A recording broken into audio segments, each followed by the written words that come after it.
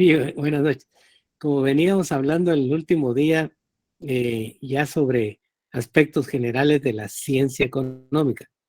Antes de continuar con el tema, que todavía no lo hemos concluido, sino hoy lo vamos a terminar, quisiera preguntarles si hay alguna duda sobre lo que ya hemos platicado. Entonces, así lo tratamos de dejar de una vez aclarado para que no se nos vaya quedando en el tiempo. Así que ustedes tienen la palabra para comenzar, a ver si a alguien le falta algo por comprender. Con mucho gusto vamos a aclarar.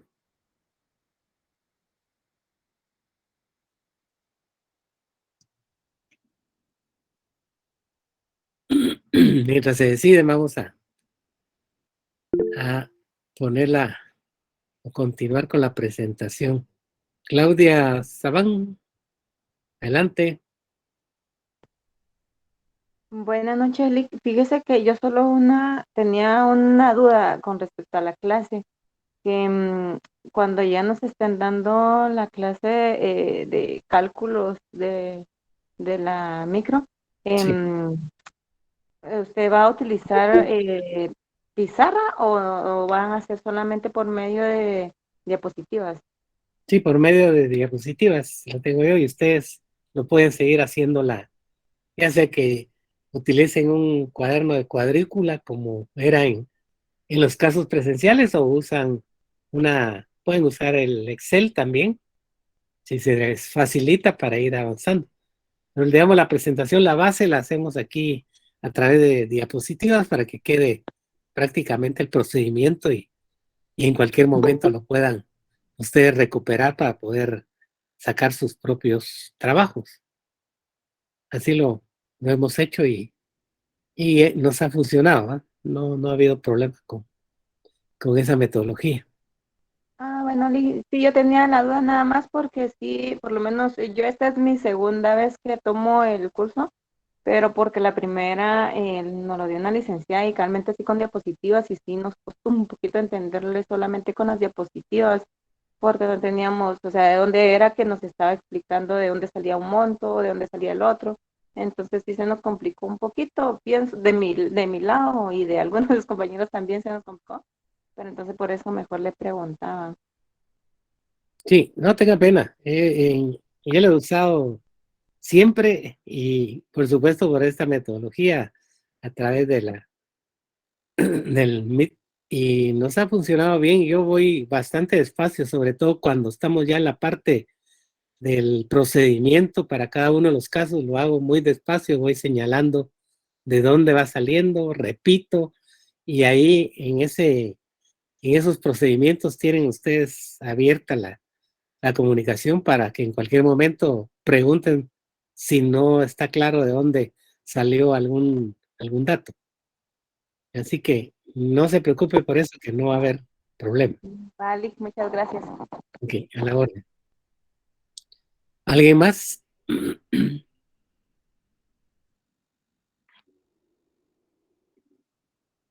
Bueno, aparentemente no hay más dudas. Espero que así sea. Entonces vamos a tratar de concluir este tema. Recuerden que estamos ahorita abordando desde lo más simple, por llamarle así, a lo más complejo de la interpretación que vamos a hacer de la ciencia económica. ¿Por qué estamos hablando de la ciencia económica? Sencillamente porque la microeconomía es una parte, recuerden, oiga, la palabra es una parte de la teoría económica que se encarga del estudio, el análisis de los fenómenos, ¿verdad?, que corresponden a los hechos como tales, pero que son ejecutados por entes o agentes individuales. Y esa teoría económica, si nos vamos hacia atrás, como ustedes recordarán, el último día hablamos que la ciencia económica se divide en tres partes: la economía descriptiva, la teoría económica y la política económica. Entonces, ahorita estamos prácticamente revisando el corazón de la estructura que tiene la ciencia económica, y es que al final de cuentas es la que le da prácticamente la categoría de ciencia desde el momento en que está recopilando y generando a la vez teoría. Esa teoría manifiesta a través de conceptos, categorías, leyes, principios, modelos, etcétera, etcétera. Bien, para ahorrar recursos, quito la parte visual y me quedo hablando con ustedes. Entonces, repito, prácticamente en la parte medular, la que corresponde a la teoría económica, vemos que los economistas, los fundadores, los filósofos, los investigadores, los que han generado, al final de cuentas, toda la teoría económica, dividen esta teoría económica en dos grandes ramas, o sea, dos puntos de vista que son muy amplios, pero naturalmente que nosotros nos tenemos que concentrar en la parte de la microeconomía, y ni siquiera total, sino que es parcial. Y les voy a decir en primer lugar por qué hay dos ramas de la microeconomía.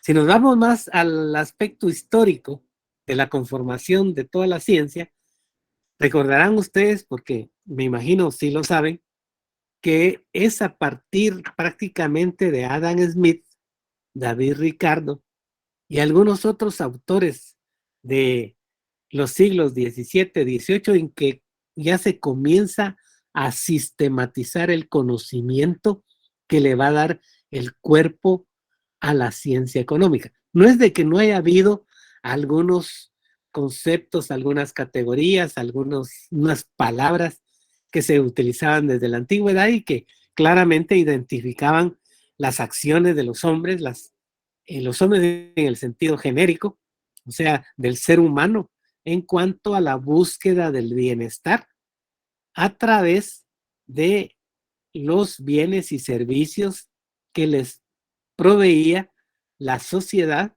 y la naturaleza. Entonces, la forma en que se va sumarizando esos conceptos, esas categorías, esas leyes, prácticamente surgen a partir de Adam Smith, que ustedes saben que fue el primer economista inglés que comenzó a darle realmente forma a la ciencia económica. Por eso muchos le llaman el padre de la economía. Entonces, partiendo de ahí, tenemos que la teoría económica, ya en la forma sistematizada, se subdivide en estas dos ramas, la microeconomía y la macroeconomía. Con respecto a la microeconomía, no se queda stricto sensu en la parte de la micro como tal, sino que el contenido de la micro es mucho más amplio de lo que podría pensar cualquier persona. Porque si bien dice en la parte teórica de que se trata del análisis de la actividad económica de los entes o unidades económicas individuales, vemos que en realidad hay 4 subteorías que le dan precisamente los insumos a toda esta rama de la ciencia económica dentro de la teoría económica. Vemos ahí entonces que tenemos una subdivisión, una subteoría, podríamos decirle, aunque en términos generales se le llama teoría como tal, la teoría del consumidor, que también se reconoce como la teoría de la demanda, la teoría del productor, también conocida como la teoría de la oferta, la teoría de la producción y la teoría de la distribución. Sea 4 subteorías que al final de cuentas suman para darle el contenido completo a la microeconomía. Podríamos irnos un poco más en la historia y establecer el por qué existe microeconomía y por qué existe macroeconomía. Vamos a decir que en un principio, todavía arriba de la Edad Media, más que todo por el Renacimiento, encontramos de que la problemática económica, si bien era podemos decir, un problema del día a día, no había tanta conciencia en lo individual como para poderse a pensar en cómo hacer el estudio de esos movimientos que se manifestaban en la sociedad. Recuerden que dentro del desarrollo histórico social han habido muchos formatos, llamémosle así, o sea, formas en que se administraba esos recursos que hemos visto, recursos escasos para poder darle, digamos que bienestar, aunque no necesariamente era así para toda la colectividad, pero digamos que la búsqueda de satisfacer necesidades, más simplemente, porque la búsqueda del bienestar siempre ha estado presente en todo ser humano, pero no necesariamente siempre ha tenido la libertad o la posibilidad o las condiciones para poderlas obtener. De tal manera que efectivamente esos fenómenos, que ahora sí los podemos llamar como un fenómeno económico, de la adquisición de bienes y servicios para satisfacer necesidades, no era algo que en realidad importara para poner estudio específico, análisis a esos comportamientos. Realmente, eh, cuando hablamos de comportamientos o de conductas, estamos hablando más sobre un principio de carácter subjetivo y que mucha de la ciencia económica en sus orígenes eran más que todo aspectos relacionados con la psicología. O sea, el que le dio los primeros elementos a los ya llamados economistas fue precisamente los elementos que conformaban las ideas, porque no podemos hablar todavía de teorías ni de ciencia, las ideas que se generaban en tanto al comportamiento de los seres humanos dentro de una sociedad. En una sociedad en que probablemente los principales problemas a, a pensar eran otros, no necesariamente en crear teoría para una ciencia, conformar una ciencia. Pues bien, fue precisamente Adam Smith, David Ricardo y Marshall, al final de cuentas, quien sintetiza prácticamente todos los desarrollos de economía que en un principio se le llamó la economía clásica, que era economía prácticamente liberal, desde el punto de vista del pensamiento liberal. Entonces, que ya se le va dando forma a la ciencia económica.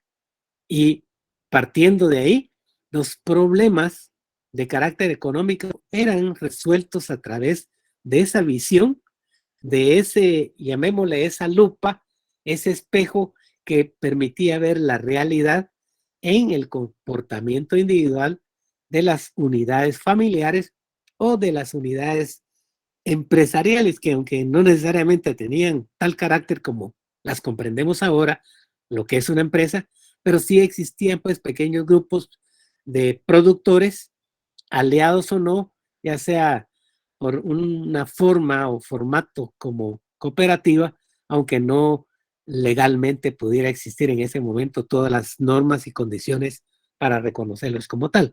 Pero sí, personas que en lo individual producían y también personas que agrupadas producían y personas que en lo individual consumían y personas jurídicas, empresas, llamémosle así, con la versión moderna, que consumían también dos insumos para poder producir. Entonces, los fenómenos, al final de cuentas, de carácter económico, como ahora los interpretamos, no eran realmente relevantes si los tratamos de interpretar en ese momento. Pero sí fue, insisto, Adam Smith, David Ricardo y todos los de la corriente clásica, hasta concluir con Marshall en que ya se le dio prácticamente, como quien dice, el banderazo para que la ciencia se convirtiera, ese estudio se convirtiera en una ciencia como ciencia económica. Entonces, ¿por qué esta subdivisión? Porque era mucho más sencillo, mucho más fácil hacer una interpretación de la realidad de acuerdo a la conducta de cada uno de los entes o agentes económicos de las sociedades de ese entonces. Pero que no podemos decir que eso ya quedó en el olvido, no que quedó en la historia, sino que sigue siendo válida hasta el día de hoy y lo será probablemente por muchos siglos más. Entonces, lo que hace nada más es dividir para su estudio ese comportamiento individual, o sea, de las personas o del grupo familiar y de las otras personas que producen, en su rol de productor, como persona individual o como persona jurídica, ya con una interpretación moderna, llamémosle así, ¿va? Porque en aquellos tiempos probablemente no había ninguna legislación que regulara la actividad para decir, esa es una empresa, está conformada con todas las de ley, etcétera, etcétera. Más que todo, recuerden que existían más, por así decirlo, los artesanos, los que ya se fueron organizando de tal manera que ya le dieron vida y sentido a una comunicación que permitía realizar y discutir y comprar, vender, trasladar, distribuir, etcétera, etcétera, importar, exportar, aunque esos términos no se estuvieran usando todavía en ese momento, pero que hoy ya lo podemos comprender como tales.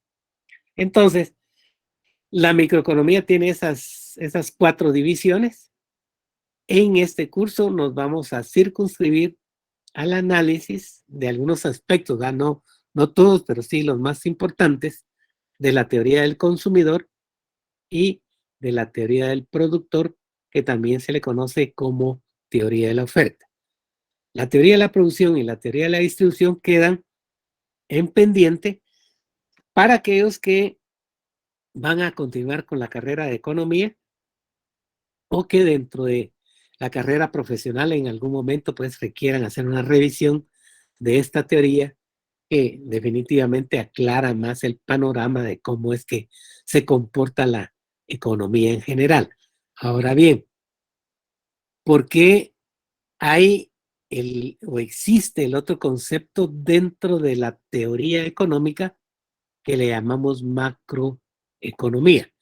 Si se dan cuenta, realmente la palabra, la micro con la macro, solo es una letra la que hace la diferencia desde el punto de vista de su escritura, desde el punto de vista de su terminología.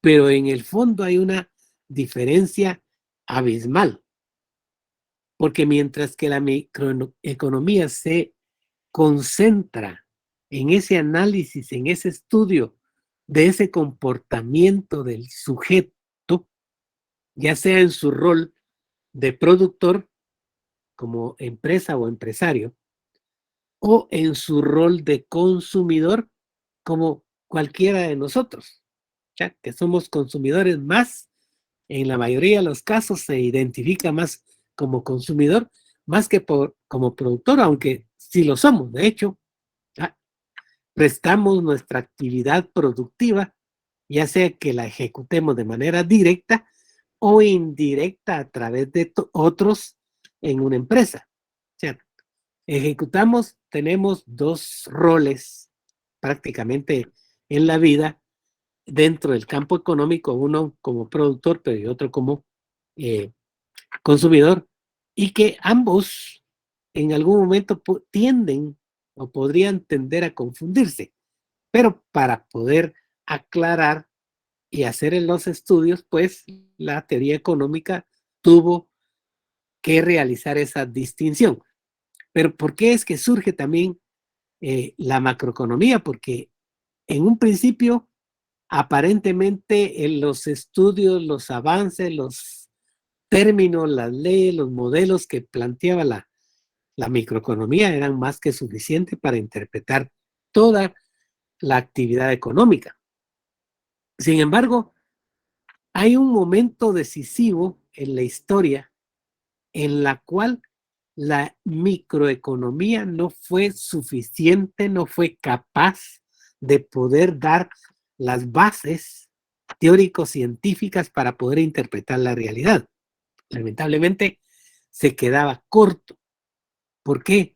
porque cuando comenzó las primeras, digamos, la ampliación de los mercados a través de exportación, a través de importación, o sea, lo que ahora le llamamos globalización de la economía, si bien es un léxico o una palabra que utilizamos como relativamente moderna, pues en la antigüedad también lo existió. Incluso en muchos de los casos, pues no necesariamente iba a haber fronteras, pero existía ese traslado, esa vinculación entre pueblos, entre un pueblo y otro, cercanos o distantes, en los cuales se daba esa actividad económica de compra, venta, consumo, etcétera. Y aparentemente todo marchaba bien bajo esa visión teórica económica del funcionamiento de la economía como tal. Pero hubo una cuestión muy singular que cambió prácticamente, derrumbó en algún momento esa forma de interpretar la realidad como algo individual, como algo que era muy particular. Y eso era lo que les acabo de mencionar, esa internacionalización de las actividades económicas, que ya no correspondía solo a un grupo social o a una sociedad, sino que se comenzó a mezclar con otras sociedades, con otras características, con otros gustos, con otras preferencias, con otras visiones. Y además también hubo un estudioso que ustedes lo han oído mencionar, que fue don Carlos Marx, quien promulgó o hizo prácticamente el traslado de su visión de que definitivamente bajo las condiciones en que estaba siendo interpretada la economía no iba a ser suficiente para poder solventar los grandes problemas que se venían a futuro. Y efectivamente, con la gran recesión de los años 20 del siglo pasado, indudablemente falló. Antes todo el mundo, antes de eso, creía tanto los, entre comillas, llamémosles economistas, pero no necesariamente ya tenían ese título como pudiéramos creer, realmente los estudiosos de las actividades económicas, pues creían que todo se resolvía con el laissez-faire, el dejar hacer, el laissez-passer, dejar pasar, y que de alguna manera existía, según todavía manejan un poco ese refrán de la mano invisible, o sea, que iba a resolver si en algún momento había alguna eh, discrepancia o alguna diferencia en cuanto a la abundancia o a la escasez de bienes, pues se iba a resolver de una manera casi que automática, a través de aumentos de oferta o aumentos de demanda. Pero eso no fue así. Lamentablemente, como les menciono, históricamente, en los siglos 20, los años 20 del siglo anterior, pues esa gran depresión vino a abrir los ojos a muchos que no habían realmente pensado en que podría llegar la actividad económica a sufrir de tal magnitud que pudiera resolverse por sí misma. Entonces, surge ahí dentro de muchos, pero quizás el más aclamado, el más conocido, John Maynard Keynes, Keynes, la teoría keynesiana, quien promulga, estudia, analiza y promulga una visión diferente. Y esa visión diferente es prácticamente lo que ahora comprende todo el estudio que contiene la macroeconomía.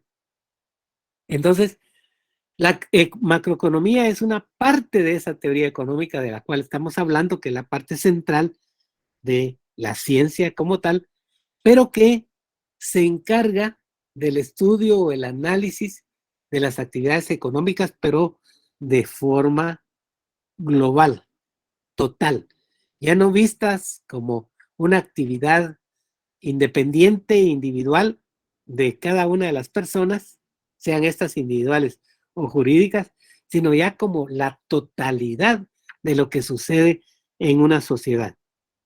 Naturalmente que para esto se necesita del aporte de la microeconomía. O sea, si quisiéramos pensar que la microeconomía perdió vigencia, no es así, porque precisamente la microeconomía es la que alimenta, o sea, la que da los insumos para que precisamente todas estas concepciones teóricas de la macroeconomía puedan existir y subsistir y aprovecharse para poder regular la actividad económica dentro de una sociedad.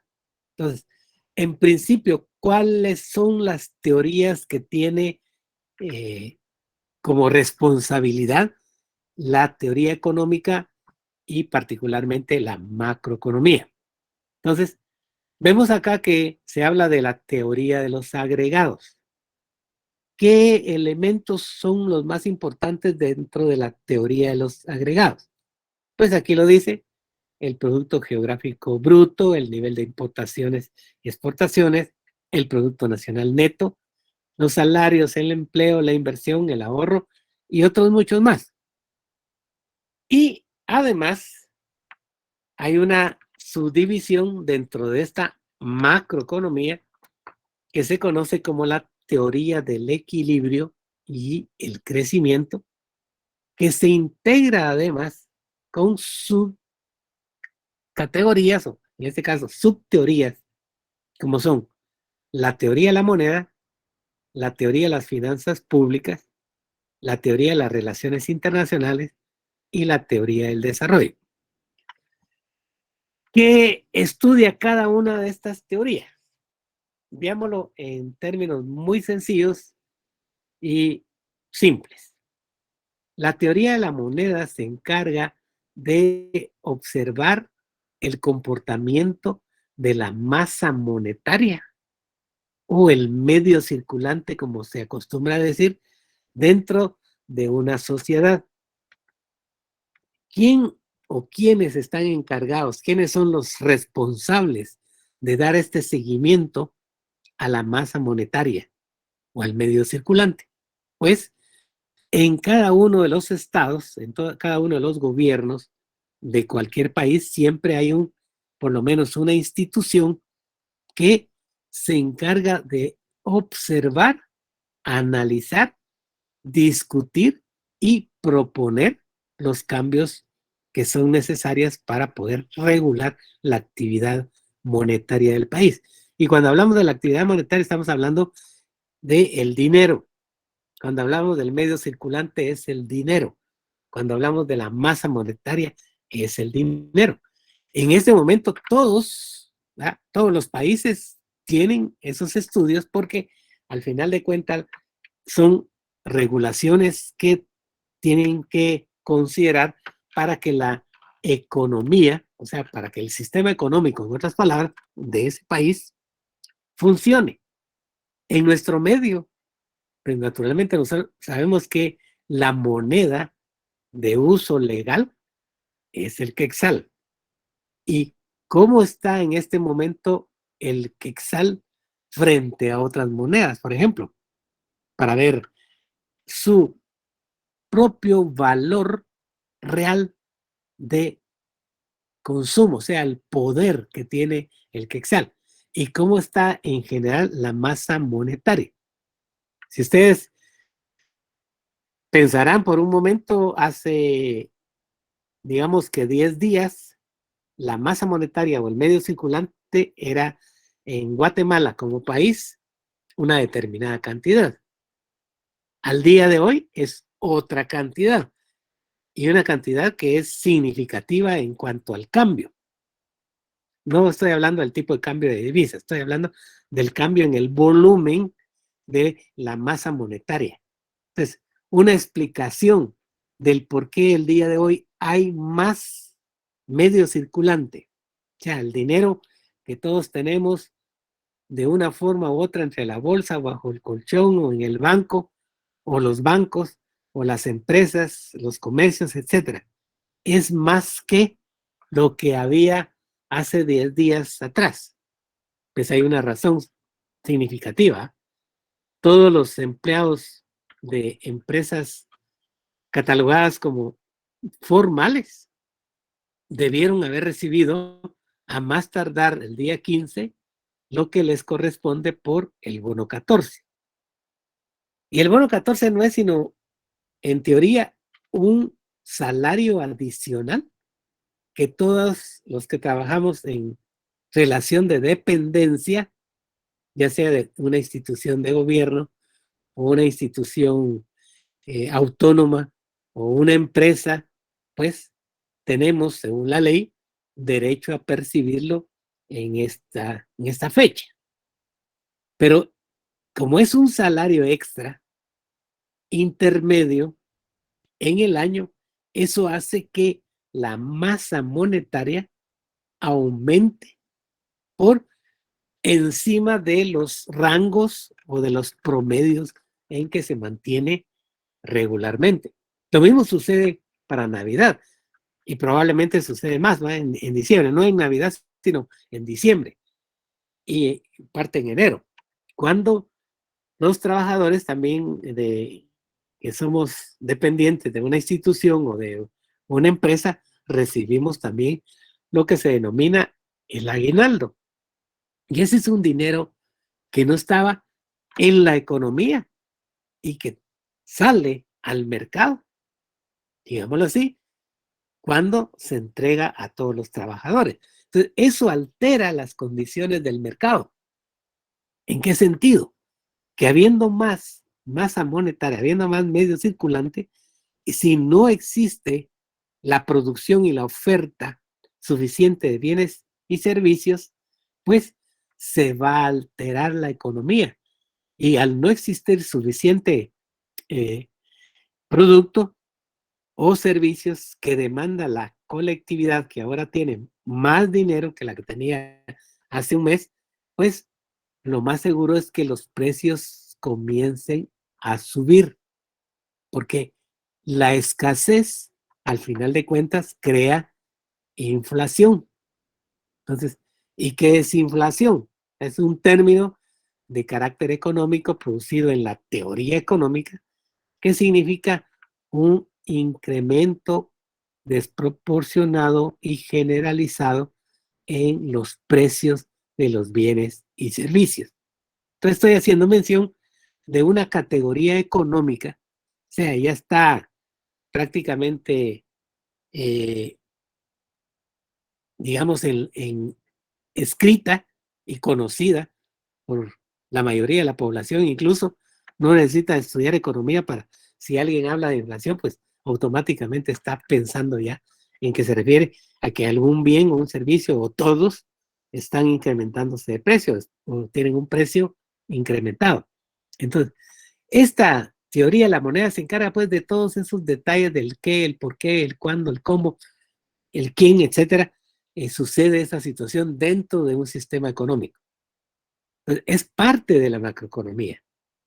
La teoría de las finanzas públicas, o sea, cómo afecta al final de cuentas también la participación del Estado a través del endeudamiento interno y el endeudamiento externo. O sea, cómo también va a afectar la masa monetaria, por supuesto, pero en términos de producción y consumo, cómo la afecta y en términos de importaciones y exportaciones de bienes y servicios, cómo se manifiesta, cómo puede alterar en el sentido, digamos, amplio de la palabra. Alterar no quiere decir que sea malo, pero puede modificar al final de cuentas las condiciones de una economía si hay más importación que exportación o si hay más exportación que importación.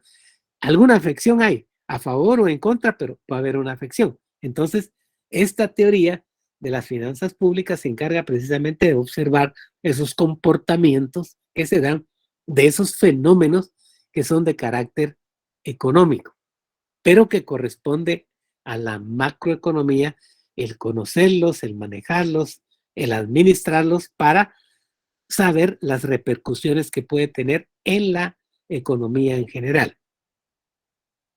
La teoría de las relaciones internacionales, por supuesto, se está refiriendo básicamente a las importaciones y exportaciones y que tiene que ver con las divisas, la balanza de pagos, la balanza comercial, o sea, cuando, digamos, Guatemala debe por importaciones más de lo que recibe por las exportaciones y cómo eso puede afectar no solo el tipo de cambio, sino que puede afectar en general a toda la economía, ¿ya? Porque nada está desligado de otra cosa, siempre hay una vinculación en todo el sistema, para bien o para mal, pero va a haber una afectación para todo el sistema.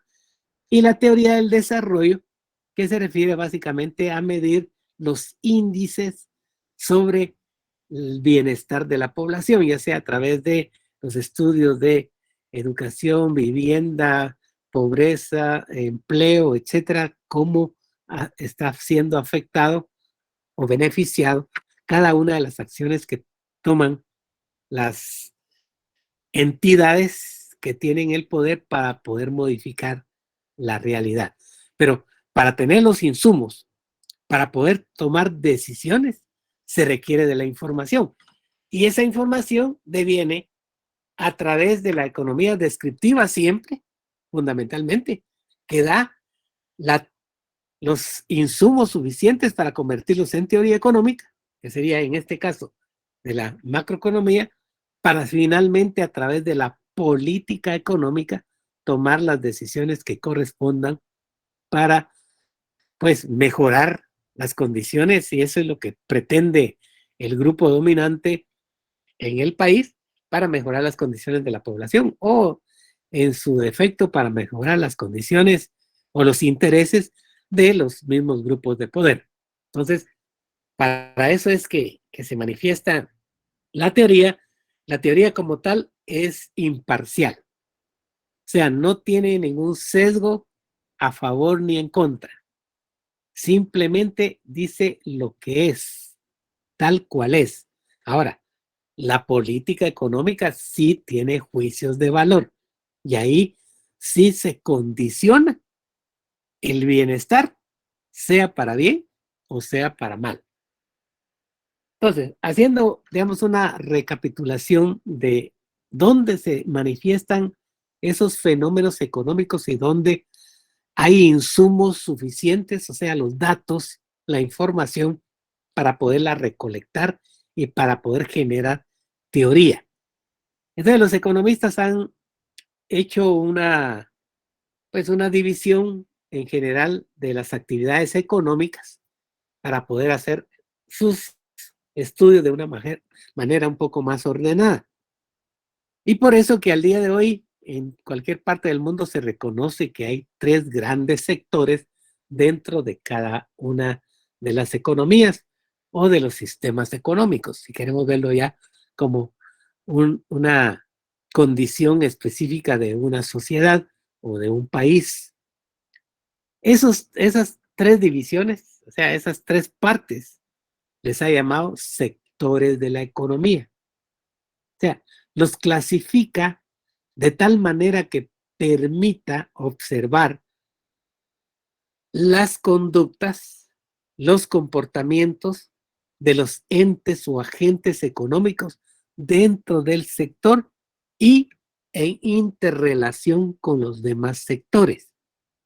Así es que de una manera muy simple podemos decir que hay tres sectores en todas las economías. En todos los sistemas económicos encontramos tres sectores, o sea, tres eh, categorías de actividad económica. A una que le llamamos agricultura, que es el sector primario, que por supuesto no solo incluye la agricultura como tal, sino la ganadería adicionalmente, ¿va? Hay otras que se le alían para poder tener una idea más general de esa actividad. La otra que se refiere al sector secundario, o sea, la industria, como se acostumbra a decir, y el terciario, el sector terciario, que son los servicios. En otras palabras, lo que se trata de ver acá es de que un sistema económico tiene tres, algunos le dicen las tres patas, ¿verdad? Aunque no es la mejor palabra, pero son los tres pilares, en todo caso, de cualquier economía. Para que haya un desarrollo, para que haya una actividad económica, para que el país logre una superación, un crecimiento, además de un desarrollo para todos sus habitantes, fundamentalmente se requieren de esas tres actividades, estos tres sectores. El agrícola, que en algunos casos no necesariamente es específicamente la agricultura. ¿Ya? Hay países en donde predomina, por ejemplo, la minería o el petróleo, digámoslo así, más que la propia agricultura de frutas, vegetales, etcétera, etcétera. Pero que está dentro del campo llamado sector primario esa actividad. Digamos, la actividad petrolera probablemente en Kuwait va a ser el sector primario. No, no es agricultura como tal, aunque naturalmente tienen agricultura, pues, pero no como la que puedan tener en otros países, como Guatemala, que en teoría hay un desarrollo de la agricultura más que todo orientada a, aunque el país no es apto para la agricultura como tal, más bien es para el bosque, para los árboles, pero aquí se desarrolla la agricultura de una manera bastante intensiva, a tal o de tal manera que muchas veces nos quedamos cortos en la producción precisamente por esa actividad intensiva que agota los suelos y que hay momentos, hay épocas, hay temporadas en que hay que recurrir a la importación de bienes agrícolas porque no hay en la disponibilidad ni con la calidad ni la totalidad que pueda requerir el país. Pues bien, pero ese es un sector y la idea es de que cada uno de los fenómenos que se manifiestan pueden estudiarse desde el punto de vista individual. Lo que hace cada uno de los campesinos, por ejemplo, en una parcela, lo que produce maíz, frijol, o tomate, o chile pimiento, o limón, y o otras actividades que caben dentro de este sector agrícola, que puede ser la crianza de ganado vacuno mayor o vacuno menor, o gallinas, etcétera, que también siguen siendo parte de ese sector primario. El sector secundario, ya más identificado como la industria, algunos inclusive tratan de llamarle agroindustria, a ese momento de transición entre lo que se desarrolla en el sector primario y el sector secundario. O sea, cuando ya hay procesos que incorporan valores agregados, ¿sabes? Como cuando ya se empaca, cuando ya se está generando otro tipo de modelos de presentación, por ejemplo, de la carne o de las verduras o de las frutas, etcétera, a través de jugos enlatados, los frijoles enlatados, etcétera, etcétera, que ya forman parte de lo que podemos llamarle industria, pero que partió de la agricultura, o sea, la agricultura da insumos para que haya industria. Y por supuesto hay industria que se desarrolla más por el campo de la metalurgia, por ejemplo, en la que está aprovechando los recursos naturales, no renovables, como son los metales o la minería, en la mayoría de los casos, para convertir otro tipo de bienes que pueden ser bienes de capital, que no son sino las máquinas o los equipos que coadyuvan al desarrollo de una sociedad para incrementar los volúmenes de producción de esa sociedad. Y luego el sector terciario, que es el que necesariamente tiene que servir como de flujo, o sea, de corriente para poder trasladar y cotizar y contabilizar además de otros más servicios que pueden haber, ¿verdad? El servicio bancario, el de comunicación, el de transporte, el administrativo, etcétera, que existen en toda sociedad para poder dinamizar la economía como tal. O sea que si existiera solo el sector de agricultura y el sector de industria, pues se quedaría corto porque cómo se podría manejar, cómo se podría manipular, cómo se podría trasladar, cómo se podría cuantificar, etcétera, etcétera, cómo se pudiera obtener para hacer más inversión, cómo se podría comercializar, en otras palabras, pues para eso está el sector terciario que corresponde a los servicios. Entonces, ¿cómo podemos hacer ese análisis de los sectores de la economía? ¿Qué nos interesa de los sectores de la economía? Primero, el poder distinguir la actividad económica, en primer lugar. En segundo lugar, que podemos hacer un análisis individual y un análisis colectivo. O sea, el individual se refiere a aquello que va a estudiar la microeconomía basado en el comportamiento de cada una de las personas que participan dentro de ese sector, ya como consumidores o ya como productores.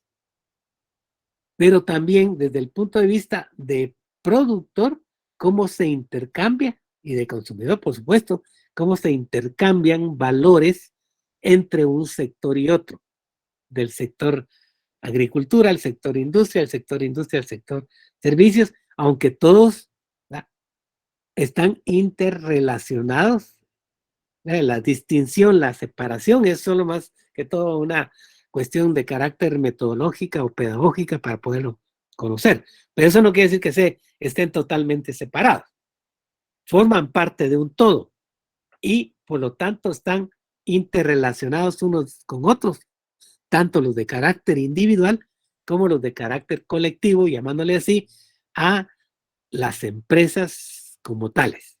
Entonces, ahí es donde quedan prácticamente todos los fenómenos que estudia la economía. Ahora bien, entonces hay que irnos un poquito más a fondo de la ciencia como tal. Nos han dicho todos los economistas, los fundadores, los filósofos, los creadores de la ciencia que acá podemos distinguir con claridad dos aspectos bien importantes a los cuales ellos le han llamado los principios positivos y los principios normativos. Desde el punto de vista de los principios positivos, nos dicen que en toda economía y en todos los actos económicos hay un fundamento por medio del cual se describe la realidad tal cual es. Por eso dice aquí, dicen simplemente cómo son los hechos. O sea, no hay juicios de valor, como les decía hace un momento. Simplemente hay una recolección de la información, una observación de la información, un análisis de la información, una interpretación de esos fenómenos que nos dicen cómo es la realidad y cuáles son esas partes fundamentales de la economía que se mantienen intactas, sin ninguna intervención, sin ningún interés, sin ningún motivo. Las que permanecen intactas desde el punto de vista de la economía como tal, son todos aquellos desarrollos de la ciencia económica que corresponden a la economía descriptiva y a la teoría económica. Ahí nadie en particular va a meter las manos para cambiar esa realidad. Nos dice la economía descriptiva lo que está sucediendo a través de las investigaciones, por supuesto, ¿verdad? A través de la formulación del problema, la hipótesis, la recolección de datos y luego la sumarización, la administración de toda esa información hasta llegar a conclusiones finales. de qué es lo que está pasando. Pero a partir de ahí, esas conclusiones nos dan prácticamente generalizaciones que se convierten en ciencia y es la teoría económica. Pero tanto unas como las otras no alteran en absoluto las condiciones que rigen la economía en esa sociedad. Simplemente son el espejo, son la fotografía del quehacer. La economía descriptiva manifestando los datos, dando la información, y la teoría con la creación de tecnicismos, ¿ya? Llamémosle así, tecnicismos con que podemos conocer o interpretar esa realidad. Entonces de ahí sale toda la teoría, y lo que hemos dicho, las leyes, los principios, las categorías, los conceptos, los modelos para interpretar esa realidad. Pero son principios normativos aquellos que nos dicen cómo debiera ser esa realidad, cómo deberían ser los hechos, dice. Estos principios positivos orientan, conducen, inducen a la economía a través de reglas, instrumentos o medidas de política económica. Quiere decir que todo lo que corresponde a la política económica están inmersos, están avalados por principios normativos, porque son los que norman, son los que regulan, son los que guían al final de cuentas el qué hacer para modificar esa realidad. O sea, la política económica sí cambia la realidad, modifica la realidad, da bases, da reglas, da normas, leyes de carácter económico para cambiar la realidad. Entonces, por ejemplo, hablábamos, y creo que he insistido mucho en este ejemplo, pero como es el más sencillo, voy a seguir con él. Si hace un mes la libra de frijol era de 5 quetzales y hoy se encuentra en el mercado a un precio de 6.70 o 7, quiere decir que hay un hecho económico real ahí. Ahí eso no es algo que surgió de la nada. Claro, hay razones de cualquier carácter o motivo que hizo que cambiara el precio. Pero veámoslo desde el punto de vista individual, como consumidores de ese producto, porque la mayoría de los guatemaltecos, y creo que en muchos países latinoamericanos, aunque no necesariamente sea el frijol negro, pero el frijol como tal, como producto agrícola, pues es un bien de consumo prácticamente diario. Entonces, si hace un mes con 100 quetzales comprábamos 20 libras de frijol, probablemente para nuestro consumo de un mes o 2 meses, según el tamaño de la familia, resulta ser que el día de hoy, con esos mismos 100 quetzales, sin que haya cambiado en este momento el valor nominal, o sea, el billete de a 100 que vamos a gastar el día de hoy, equivale en términos de papel moneda al mismo billete de a 100 que gastábamos hace un mes. Pero, ¿qué pasa con el producto?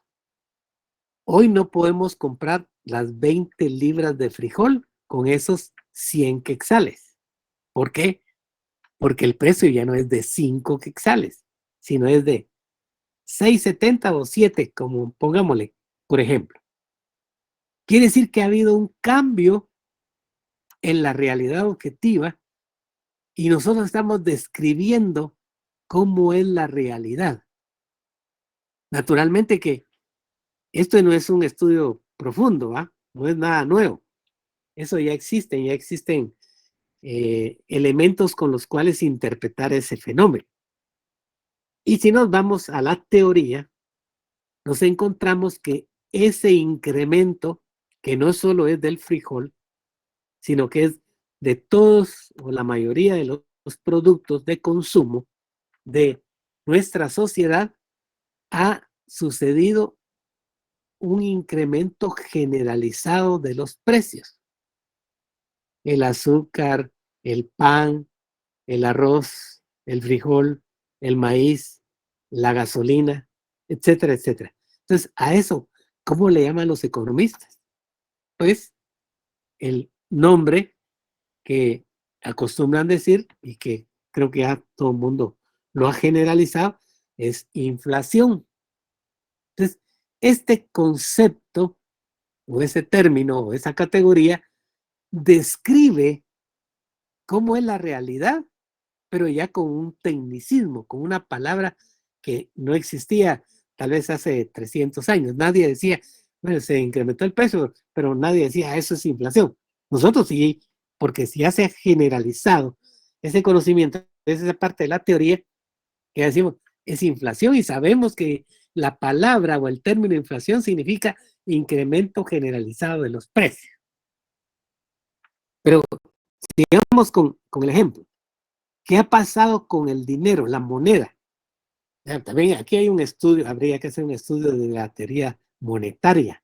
O sea, la pérdida del poder adquisitivo del dinero. O sea, los 100 quetzales nominales de hoy no valen en términos reales 100 quetzales de hace un mes. Y claro, si lo comparamos esos 100 quetzales de hoy frente a los 100 quetzales de 1969, hay una tremenda diferencia. El salario mínimo de 1969 era de 40 quetzales con 80 centavos. Ese era el salario mínimo. Quiere decir que las familias vivían o sobrevivían o casi que llegaban a vivir, ¿va?, con ese ingreso. ¿Qué quiere decir? Que el poder adquisitivo del dinero en ese entonces era mucho mayor, ¿va?, 100 veces mayor o 1000 veces mayor que el poder adquisitivo de dinero el día de hoy. Entonces, ha habido un cambio significativo en el poder adquisitivo y eso corresponde al estudio de la teoría monetaria. Pero sigamos pensando en el ejercicio. Quiere decir que si esa persona que compraba 20 libras de frijol con 100 quetzales hace un mes y hoy no las puede comprar, va a comprar frijol, por supuesto, pero no 20 libras, va a comprar, no sé, 15 libras, o lo que le permita el billete de a 100 que tiene disponible. Y digo tiene disponible porque sus condiciones objetivas, o sea, sus ingresos, no se han modificado de un mes para acá. Probablemente desde más de un mes o un año o 2 años de repente. O sea, que su salario, bajo el supuesto de que ese es su único ingreso, sigue. Licenciado, disculpe. Sí, al final le doy la palabra. Quiere decir que al final de este periodo sigue teniendo esa incapacidad de consumo que tenía hace 2 meses, 3 meses o un año. ¿Qué es lo que nos dice la teoría económica entonces? Observa el fenómeno, lo convierte en una teoría y entonces puede crear una ley o un principio que se llama la ley fundamental de la demanda-precio. Si el individuo no puede comprar las 20 libras de frijol hoy porque su dinero ha perdido capacidad de compra, entonces quiere decir que va, obviamente, compra menos, va a reducir su consumo. Reduce el consumo del alimento frijol por causa de el incremento en el precio. Entonces, la teoría económica, después de analizar, revisar toda esta información, que no es solo del frijol, insisto, sino que pueden ser de otros productos y de los productos en general. Entonces, crea una ley que dice la cantidad que se demanda de un bien o servicio tiende a variar en sentido inverso a la variación de su precio ceteris paribus. O sea, observen cómo una cuestión tan natural, tan del día a día, la economía la ha tomado, o sea, la ciencia económica la ha tomado y la ha interpretado. Pero ahí no está cambiando la realidad. Simplemente nos está diciendo lo que es y lo que todo el mundo sabe. Si no tengo la capacidad de compra, porque no tengo más ingreso en mi presupuesto, ya está, que yo gasto 100 quetzales en frijol, así sea que me den las 20 libras o me den menos de 20 libras. A menos que yo sustraiga de otro consumo, de otro bien, para poder pagar el sobreprecio de la libra de frijol o las libras de frijol que yo quisiera comprar. ¿Verdad? Solo de esa manera podría mantener el consumo del frijol. Pero no soy solo yo. Son todas las familias, son todas las personas que habitan en una sociedad. Entonces, habrán quienes sí pueden sufragar el incremento y habrá, la mayoría probablemente, no puede sufragar el incremento de precios. Entonces, esa ley que dice que la tendencia es a bajar la cantidad de consumo de un bien si el precio sube. O al contrario, a incrementar el consumo de ese bien si el precio baja. Entonces, la ley fundamental de la demanda-precio es lo que nos está diciendo. ¿Ya? La cantidad que se demanda de un bien o servicio tiende a variar en sentido inverso a la variación de su precio. Inverso quiere decir, si el precio sube, la cantidad demandada baja. Si el precio baja, la cantidad demandada sube. Sí, porque ustedes podrán decir, pero si el que consumía 20 libras de frijol en un mes o 2 meses, no va a querer comprar 40 libras de frijol si el precio baja a 2.50. Probablemente en lo individual no. Pero van a haber muchas personas en esa misma sociedad que no tienen los 100 quetzales dedicados al consumo del frijol. Y no porque no quieran, sino que simplemente porque no tienen los ingresos suficientes para poder adquirir la cantidad que demanda su bienestar, su necesidad. Y si el precio baja a 2.50, aquella familia que solo podía comprar una libra de frijol a la semana, muy obvio va a ser que si baja el precio, va ahora con los mismos 5 quetzales que compraba una libra, va a comprar 2. Porque eso va a beneficiar al final de cuentas su dieta alimenticia, aunque no necesariamente sea la mejor, pero por lo menos va a poder incrementar el consumo de un bien que es tradicional en esta sociedad. Entonces ahí se cumple la ley y esa ley es parte de la teoría económica. El ceteris paribus, que en la mayoría de los pronunciamientos que hacen los economistas, de esas dos palabras de origen griego, tienen un significado especial. Es como quien dice las condiciones de seguridad para que estemos claros en lo que estamos diciendo. ¿Qué quiere decir ceteris paribus? Mientras las demás condiciones objetivas y subjetivas en que se analiza el fenómeno permanezca constante o constantes. ¿Qué significa eso? Que el que compra 20 libras de frijol a 5 no va a poder comprar 20 libras de frijol si está a 7.60. Mientras las condiciones objetivas, en este caso sus ingresos, permanezcan constantes, o sea, que no tengan un mayor ingreso. Y las subjetivas es mientras sus gustos y preferencias también sigan constantes, o sea, que les siga gustando el consumo del frijol. Porque si en algún momento él aborrece el frijol, pues no le va a importar que suba el precio y por lo tanto no va a comprar más frijol.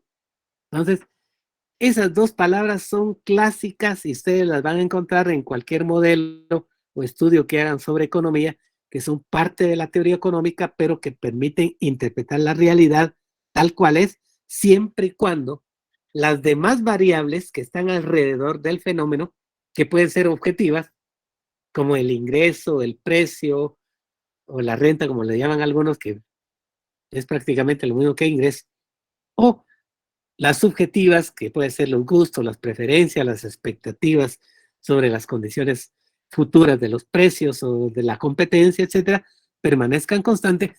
Ese fenómeno que está manifestando, que está explicando la economía, será cierto. Y para concluir, aquí tenemos un resumen de lo que hemos manifestado desde el punto de vista teórico, donde ven en esta estructura de la ciencia económica las divisiones que se dan: la economía descriptiva, la teoría económica y la política económica. Pero en la cabeza vemos que el primer rectángulo que abarca economía descriptiva y teoría económica dice principios positivos. Quiere decir que cualquier generación de teoría fundamentada dentro de estos dos elementos, estas dos fases, corresponden a principios positivos porque eso no lo modifica nadie. Son una manifestación de la realidad. No hay juicios de valor. Mientras que los principios normativos, que es el rectángulo final, está sobre política económica, porque efectivamente es la política económica la que puede modificar la realidad. Bajo el supuesto que el Estado, el gobierno, el Congreso o quien tenga el poder, el grupo empresarial, por ejemplo, quiera modificar la realidad, entonces va a proponer medidas de política económica, para bien o para mal, para la sociedad. Por ejemplo, alguien puede, en este caso del incremento del precio del frijol, pueden haber varias medidas. Una puede ser que subsidien la producción del frijol. ¿Qué quiere decir? Que el gobierno destine cierta cantidad para los productores y se los va a dar a través de fertilizantes, por ejemplo. Lo que sucede con la gasolina actualmente, que en teoría, entre comillas, está siendo subsidiada a través de una ley, un acuerdo para que los precios de la gasolina sean más baratos, más bajos, no baratos, pero más bajos. Puede ser subsidio, y esa es política económica. Puede ser que decidan eliminar aranceles de importación del frijol. ¿Qué quiere decir? Que puede entrar frijol de cualquier parte del mundo sin que paguen impuestos. Se supone que todos los productos que son importados usualmente tienen un impuesto, un arancel que cobra el gobierno por ingresar ese producto. Pero pueden definir de que haya una eliminación temporal del arancel para el frijol, para que todo el que quiera importar frijol no importe, de tal manera que se reduzca por la competencia, por la existencia, el precio del frijol. Esa puede ser otra medida. Y así como esas, pueden haber muchos modelos que permitan regular la actividad económica, en este caso, del precio de los bienes de consumo, a través de las leyes o las normas que el Estado o el grupo de poder que tenga, como dice la palabra, que tenga poder, permita o regule los precios de los bienes en el mercado. Bueno, para darles chance a los que tienen duda, aquí lo dejo. Esta presentación se les va a hacer llegar el día jueves. Nos vamos a poner de acuerdo con la licenciada Zacarías para que ella se los remita por la vía que mejor convenga. Entonces vamos a las preguntas, por favor. Ahora sí, tiene la palabra. le he quedado muy fácil al defensor. A la orden, Rafael García. Gatica, perdón. Dígame. ¿Cuál es su duda?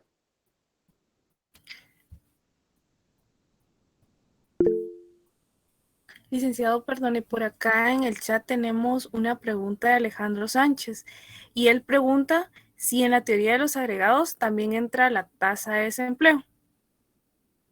Eso es de macroeconomía. Tendría que verlo a través de la teoría macroeconómica. No vamos a entrar en ese detalle porque vamos a confundir a todos los demás porque estamos en microeconomía. En macroeconomía, con mucho gusto, en el curso se les aclara.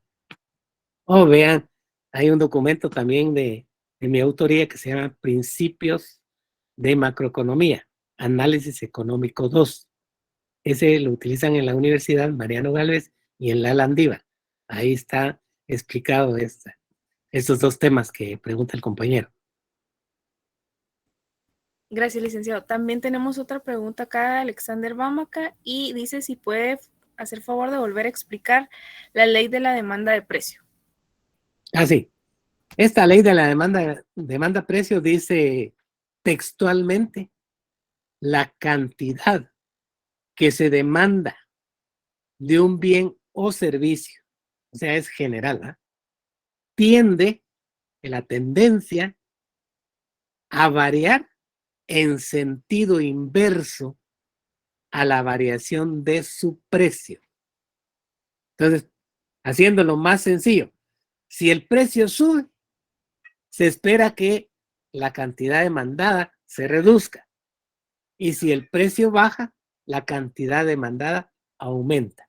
O sea, por como casi por ley natural, ¿verdad? Porque todo el mundo, si se le pone más barato los productos, va a haber un mayor consumo. Por ejemplo, hace 30 años los celulares no eran populares. O sea, eran muy pocas las personas que tenían celular. ¿Por qué? Porque el costo era demasiado alto. Solo eran para los de altos ingresos. Encima de todo, la cuota mensual igualmente era alta porque cobraban por minuto. Pero hoy, prácticamente después de 30 años, todo el mundo tenemos celular y es económico. O sea, hasta a los niños les dan ahora, lamentablemente, desde mi particular punto de vista está mal, pero hasta los niños cargan ya celular. ¿Qué quiere decir? Que la cantidad demandada aumentó precisamente por la reducción en el precio de ese producto. Al revés, si lo hubieran puesto más caro, probablemente menos de los que ya tenían hace 30 años iban a tener celular, ¿verdad? Probablemente solo iban a haber celulares a nivel de empresas corporativas, por ejemplo, para ejecutivos, pero para los individuales, o sea, cualquier persona no podía adquirir porque no le alcanzaba para poder darse ese lujo, ¿verdad? Eso es lo que explica la ley fundamental de la demanda-precio. No sé si eso le aclara la duda. ¿Otra pregunta? Muy bien, Alejandro. Alexander, muy bien. ¿Alguien más? ¿Dudas? Licenciado, disculpe. Sí, Jamie. ¿Qué tan cierto es que cada 10 años la vida cuesta el doble? Habría que revisar estadísticas. No puedo meter las manos al fuego de que exactamente sea así, que sea el doble. Eventualmente puede ser más. Y fíjese solo en esto. Hace aproximadamente 20 años, algo así, cuando tomó el poder en Venezuela, el presidente, no me recuerdo el nombre, pero la tasa de inflación era de 2 dígitos, por decirlo de esa manera. Pudo haber estado entre el 10, 15, 20 o el 90%. Pero al cabo de 3, 4 años, la tasa de inflación era ya de miles y miles por ciento. Quiere decir que en menos de 10 años, el incremento de precios se disparó.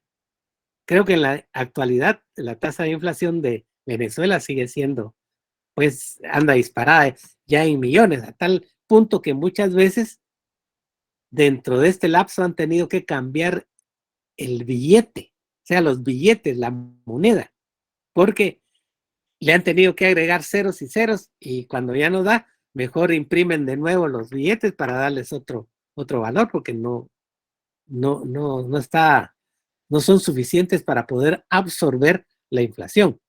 Y es un incremento generalizado de los precios. ¿Por qué? Por muchas razones, ¿verdad? Pero una de las mayores razones es la falta de disponibilidad de productos. O sea, la oferta, en otras palabras. La oferta escasa frente a la alta demanda. O sea, no alcanza. Por eso se ha conocido que las personas hacen cola en los supermercados para obtener algún producto y que muchos cuando ya llegan encuentran las estanterías vacías. ¿Ya? ¿Por qué?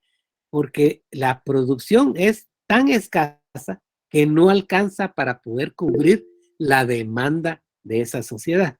Entonces, no es que necesariamente cada 10 años se duplique. Puede ser de un año para otro o puede ser en 20 años. Ese es mi punto de vista. Gracias, licenciado. A la orden. ¿Alguien más?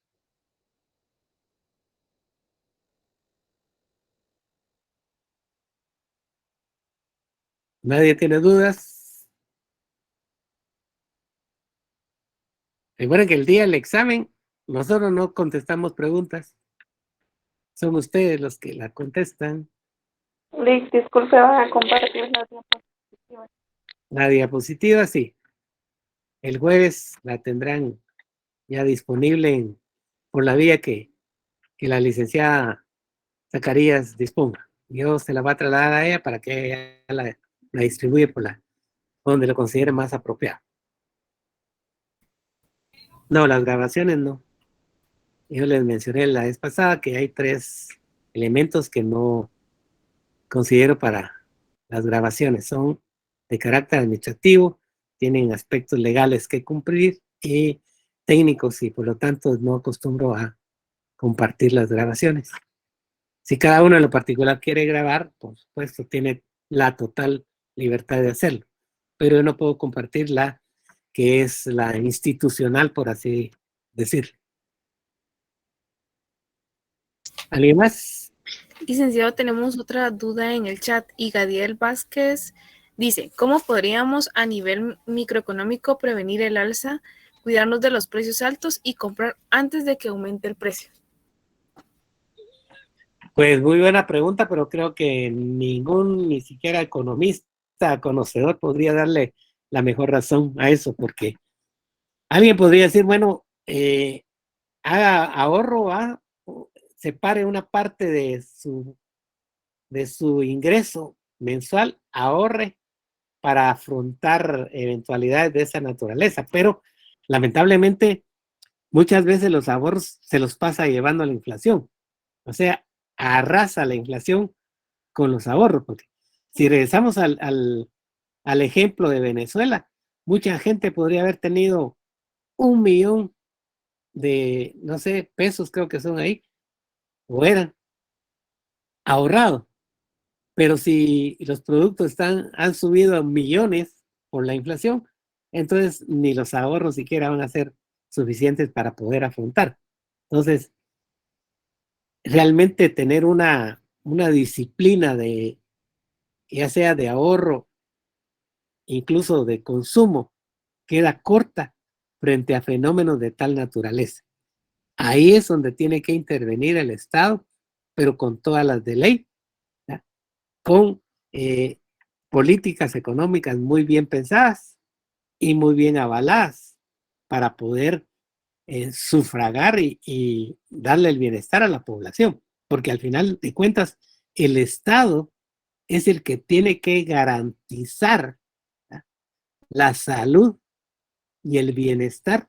Eso lo dice la Constitución y casi todas las constituciones del mundo, garantizar la salud, la seguridad y el bienestar de la población. Entonces tienen que ver desde el punto de vista de los que están dominando, en ese caso sería el Estado, las autoridades del Estado, que tienen que ingeniárselas para poder resolver la problemática. Porque uno, como dice el dicho, una golondrina no hace verano. Tiene que ser una decisión de alguien que tenga poder y que aplique las políticas económicas que sean las que requiere en ese momento su sistema económico o en este caso su sociedad en particular. Es totalmente difícil, ¿va? Es una debacle, una crisis que se ha dado en muchos países, ¿va? Y que ahí nadie lo puede resolver de la noche a la mañana. A muchos les ha costado salir de crisis económicas. Por supuesto, a través de políticas económicas que incluye incluso la obtención de préstamos de entidades internacionales, bancos internacionales, para poder fomentar la producción, porque eso es lo que en principio se debe hacer, fomentar la producción para que se incremente la oferta y que esa oferta entonces venga a sufragar la demanda de productos. Y que además, por supuesto, genere empleo, ¿ah? Porque al generar empleo genera ingresos. Entonces, si tiene una población que no tiene empleo, es una población que no tiene ingresos, pero sí tiene necesidades. ¿Cómo lo va a resolver? A través de inversión, ¿ya? Inversión interna, sea con recursos propios o recursos externos para incrementar la producción en todas las áreas, en todos los sectores, ¿verdad? Que hablamos del agrícola, el industrial, el comercial o de servicios. No sé si aclara eso. Ronald Marino, adelante. Buenas noches, licenciado, mucho gusto. Sí, yo solo tenía la duda, por ejemplo, en este caso, con el caso de Venezuela que usted comenta, la inflación subió tanto a tal punto de que definitivamente el país tiene una gran crisis, pero eso fue a raíz de que Estados Unidos retirara el apoyo por el problema porque ellos eran un país económicamente bien, o sea, estable, bueno, digámoslo así, ¿verdad? Pero de un momento a otro empezó a decaer, pero por el motivo de los conflictos que tuvo con Estados Unidos por lo del petróleo, ¿verdad? Que ese fue uno de los casos que se dio. Entonces, mi pregunta era, si en dado caso sucediera, por ejemplo, un conflicto entre Guatemala y Estados Unidos, nos iría peor, ¿verdad? Sí, digamos, en el caso de Venezuela, es una de las reservas, parece, más grandes del mundo en petróleo. Lamentablemente, los bloqueos, ¿va? Comenzaron a hacer mella, de tal manera que inclusive en este momento la capacidad instalada para poder explotar ese petróleo no es suficiente como para poderse poner al día, como quien dice, de la noche a la mañana. Parece que se requieren de varios años para poder actualizar su infraestructura de producción. Claro, ahí hay cuestiones de carácter político y ya no es política económica, sino que es de otro orden internacional, ¿verdad? El alegato, si lo queremos ver así, es por el irrespeto a los derechos humanos, de donde han tomado, como quien dice, el paladín de la justicia, ¿verdad? Estados Unidos, de que va a defender los derechos humanos del mundo, pues es lo que quiere. Pero en nuestro caso, pues ya hemos visto, ya hemos sufrido situaciones similares, ¿verdad? Cuando fue la intervención de la Revolución de Octubre de 1944, que efectivamente Estados Unidos intervino, y si nos ha ido mal, ¿va? Ya, todavía seguimos en crisis desde el momento en que tenemos una alta población infantil desnutrida, en pobreza y pobreza extrema de muchos sectores, y que no se ha resuelto, ¿va? Pero en parte, eso ya es digamos, una cuestión de carácter personal, es que también quienes han detentado no se han preocupado precisamente de resolver la problemática del bienestar de la sociedad. se han concentrado más en obtener un beneficio de carácter individual o personal y por lo tanto han descuidado lo que debía ser de carácter social. Ese es mi particular punto de vista. Gracias, licenciado, muy amable. Bueno, jóvenes, entonces estamos por hoy. Nos vemos el día jueves. Que pasen feliz noche. Y seguimos ya con un nuevo tema el día jueves. Buenas noches. Buenas noches. Gracias, licenciados. Provecho. Igual. Buenas noches,